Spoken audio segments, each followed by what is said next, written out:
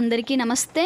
ముందుగా శ్రీ క్రోధినామ సంవత్సర ఉగాది శుభాకాంక్షలు తెలియజేస్తూ మీ వ్యక్తిగత జాతకాలలో మీ జన్మలగ్నం మిథున లగ్నమైన, జన్మజాతక వివరాలు తెలియకపోయినా మీ ప్రశ్న లగ్నం మిథున లగ్నమైన ఈ 2024-25వ సంవత్సరాన్ని ఎలా ప్లాన్ చేసుకోవాలి అనే అంశంలో భాగంగా ముఖ్యంగా ఎవరైతే మిథున లగ్న జాతకులు ఇటు మీడియా రంగంలో మరియు స్పోర్ట్స్ క్రీడలకి సంబంధించిన రంగాలలో ఉన్నారో మీకు మాత్రము ఈ సంవత్సర ప్రారంభము చాలా మంచి ఉత్సాహాన్ని అందించడానికి మరియు మంచి అవకాశాలని కలిగించడానికి రెడీగా ఉంది.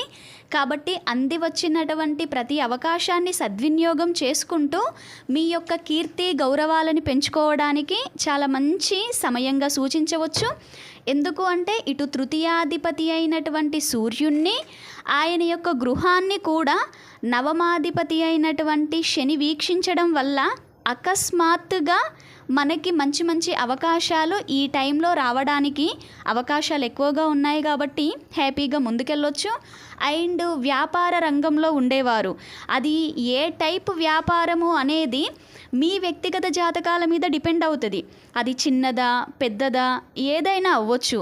ఈ సంవత్సరం ప్రారంభంలో మాత్రము మంచి అవకాశాలు అండ్ మంచి లాభాలు కూడా గోచరిస్తున్నాయి.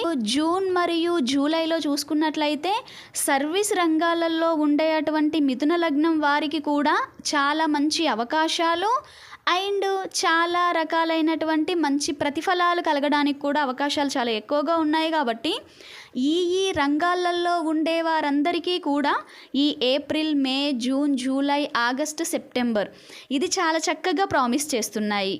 అండ్ మరి మిగిలిన రంగాలలో ఉండేవారు అంటే కళలతో జీవనం సాగించేవారు అవ్వచ్చు, టీచింగ్ ఫీల్డ్లో ఉండేవారు అండ్ జ్ఞానాన్ని పెట్టుబడిగా పెట్టుకొని పనిచేసేవారు, శారీరక దృఢత్వంతో శరీర సహాయంతో ఒక ఉపాధిని పొందేటువంటి వారు, వీళ్ళందరి విషయాన్ని చూసుకున్నట్లయితే ఈ సంవత్సరం అంతా కూడా మిశ్రమ ఫలితాలు గోచరిస్తున్నాయి.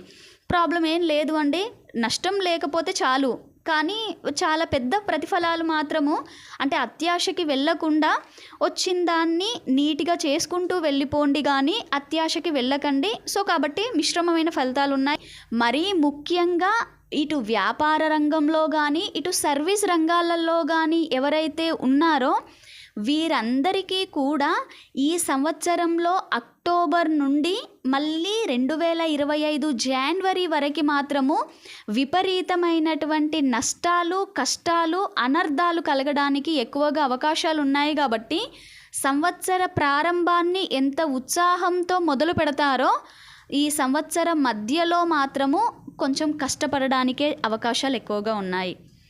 ఓకే, ఆకస్మిక ధన నష్టము, సో మనకి వచ్చినటువంటి పేరు ప్రఖ్యాతలు అండ్ అవి కూడా తొలగిపోయే విధంగా ఏవో నిందలు అవమానాలు పడడానికి కూడా ఆస్కారాలు ఎక్కువగా ఉన్నాయి. కాబట్టి చాలా జాగ్రత్తగా వ్యవహరించాలి. ఆకస్మిక లాభాల కోసం వెళ్ళి అనవసరంగా నష్టపోయే పరిస్థితులు కనిపిస్తున్నాయి. కాబట్టి మీకు ఎవరైనా అంటే ఈ ఆకస్మిక లాభాలు అది ఏదైనా మీ ప్రొఫెషన్ని బట్టి దానిలో ఈ తప్పు చేస్తే ఈ లాభం ఎక్కువగా వస్తుంది అని చెప్తే మాత్రము ఆ టైంకి అటువైపు అట్రాక్ట్ అవ్వకుండా చాలా జాగ్రత్తగా ఉండండి. లేదు అంటే మీరు చేసినటువంటి ఆ మోసం బయటికి రావడానికి దానికి రిలేటెడ్గా మనకి శిక్షలు అవ్వచ్చు, అవమానాలు పడడానికి ఆస్కారాలు ఎక్కువగా ఉన్నాయి. కాబట్టి ఈ విషయంలో కొంచెం జాగ్రత్త వహించండి. అండ్ మరీ ముఖ్యంగా వైవాహిక జీవితంలో ఉండేటువంటి మిథున లగ్నం వారికి, ఎందుకంటే ఈ అడ్వైస్ ఖచ్చితంగా వీరికి అందించాల్సిందే. ఈ సంవత్సరం కంటే ముందు సంవత్సరంలో చిన్న చిన్న గొడవలతో చిన్న చిన్న సమస్యలతో నువ్వు నాకు కరెక్ట్ కాదు అని మీ జీవిత భాగస్వామి విషయంలో మీకు అనిపించింది కాస్త ఈ సంవత్సరంలో ఇంకా డైవర్స్ వరకు వెళ్ళడానికి అలాంటి ఆలోచనలు మీకు రావడానికి ఎక్కువగా అవకాశాలు ఉన్నాయి. కాబట్టి మీ వైపు ఏ తప్పు లేదు. సో నేను కోర్టు కేసుల వరకు వెళ్ళినట్లయితే నా వైపే పాజిటివ్ రిజల్ట్ ఉంటుంది అని మాత్రం మీ మిథున లగ్న జాతకులు అనుకోవడానికి వీల్లేదు. ఓకే, మీ జీవిత భాగస్వామి వైపే అంతా పాజిటివ్ జరగడానికి ఛాన్స్ ఉంది. కాబట్టి ఏంటి, అనవసరంగా మీకే శిక్షలు, కష్టాలు, నష్టాలు వస్తాయి. కాబట్టి కాస్త ఓపికతో ఉండండి. అనవసరంగా వైవాహిక జీవితంలో బ్రేక్ ఇవ్వాలి అనే అటువంటి ఆలోచనని రానివ్వకండి.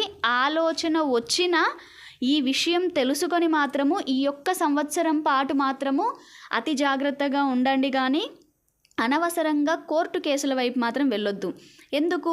సప్తమాధిపతి అయిన గురువు ఇటు చతుర్థాన్ని అంటే గృహంలో బ్రేక్ తీసుకురావాలి అనే ఆలోచనని, అండ్ 6th హౌస్ కోర్టు కేసులని, అండ్ అష్టమాన్ని శిక్షలని, ఎటే టైము 3 స్థానాలని ప్రభావితం చేస్తూ మన వైపు నెగటివ్ ఇవ్వడానికే ఛాన్సెస్ చాలా ఎక్కువగా ఉన్నాయి.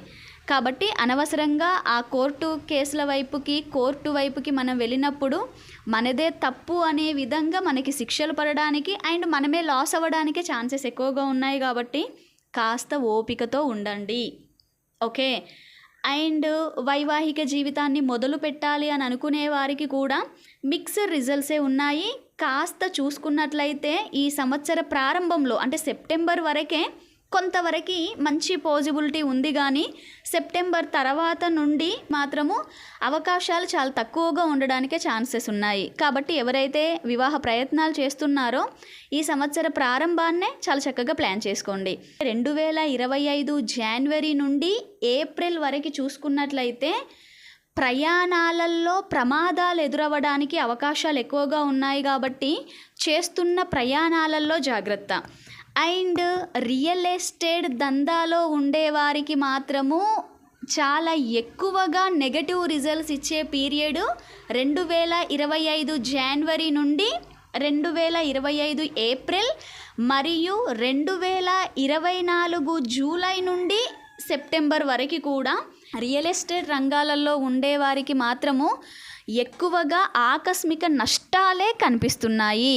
భాగస్వాముల వలన కాస్త మోసపోయే ప్రమాదాలు కనిపిస్తున్నాయి. మనము తీసుకున్న ల్యాండ్ కొంచెం చిక్కులు, లిటిగేషన్స్ వీటి విషయంలో మన మనస్సుని కొంచెం స్ట్రెస్ చేస్తూ మానసికంగా ఇబ్బంది పెట్టడానికి అవకాశాలు ఎక్కువగా కనిపిస్తున్నాయి. కాబట్టి రియల్ ఎస్టేట్ వ్యాపారులకైనా అండ్ కామన్ పీపుల్స్ కూడా ఇటు భూములు కానీ స్థలాలు కానీ అది వ్యవసాయానికి సంబంధించి అవ్వచ్చు, గృహ నిర్మాణానికి అవ్వచ్చు, ఏది తీసుకోవాలి అని అనుకున్నా కూడా జూలై, ఆగస్ట్, సెప్టెంబర్ అండ్ అంటే 2024 జూలై, ఆగస్ట్, సెప్టెంబర్, 2025 జనవరి నుండి ఏప్రిల్ వరకు మాత్రము అలాంటి అవకాశాలు మీకు కనిపిస్తున్నాయి. అంటే అందులో ఏదో లిటిగేషన్స్ ఉన్నాయి.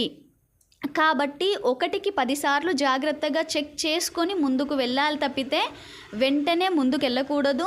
అంటే ఏదో అవసరంలో ఉన్నారు వాళ్ళు అందుకే తక్కువకు ఇస్తున్నారు అనే విధంగా కూడా అంటే మనం ఏమనుకుంటాం, అప్పుడు మనకి మంచి లాభాలు వస్తాయి కదా తక్కువకు తీసుకున్నప్పుడు అని అనుకుంటాం. కానీ అది తీరని నష్టాన్ని ఇవ్వడానికి అవకాశాలు ఎక్కువగా ఉన్నాయి. కాబట్టి ఆయా విషయంలో జాగ్రత్త. అండ్ విద్యార్థులకి కూడా మిశ్రమ ఫలితాలే గోచరిస్తున్నాయి. వృత్తి ఉద్యోగాలలో ఉండేవారికి కూడా తటస్థమైనటువంటి ఫలితాలే కనిపిస్తున్నాయి. కాబట్టి ఇందాక నేను చెప్పినటువంటి విషయాలలో ఏ విధమైనటువంటి సమస్యలు కలుగుతూ ఉన్నా కూడా గురువుకి మరియు కుజుడికి చేసుకోవలసినటువంటి పరిహారాలని మీ జీవితంలో భాగం చేసుకోండి.